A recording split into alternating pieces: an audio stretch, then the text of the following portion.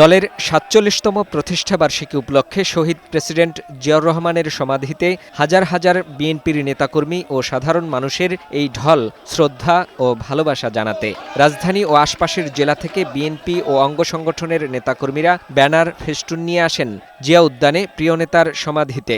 নানা স্লোগানে মুখরিত হয়ে ওঠে পুরো এলাকা।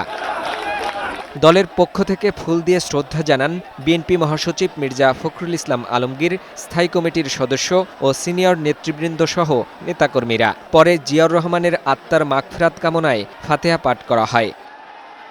শ্রদ্ধা নিবেদন শেষে বিএনপি মহাসচিব বলেন, গণতন্ত্র পুনরুদ্ধারের জন্য বিএনপি দীর্ঘ বছর ধরে লড়াই করে যাচ্ছে। বিএনপিকে ধ্বংস করার চেষ্টা করেও সফল হয়নি, ব্যর্থ হয়েছে প্রতিবার।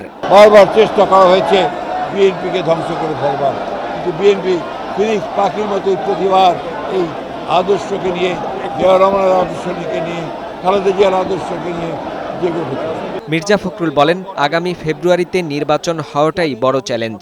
নির্বাচন সফল করতে সর্বাত্মক সহায়তা করার কথা জানান তিনি। চ্যালেঞ্জ আমাদের সামনে রয়েছে, সেই চ্যালেঞ্জ হচ্ছে যে আগামী ফেব্রুয়ারি মাসে, 26শে ফেব্রুয়ারি মাসে যে নির্বাচন অনুষ্ঠানের কথা আছে, সেই নির্বাচন অনুষ্ঠান সুষ্ঠুভাবে করার সর্বোচ্চ সহযোগিতা করা, সাহায্য করা। আগামীতে বিএনপি ক্ষমতায় গেলে ৩১ দফা বাস্তবায়নের মধ্য দিয়ে দেশের পরিবর্তন আনার চেষ্টা করা হবে বলেও জানান মির্জা ফখরুল ইসলাম আলমগীর।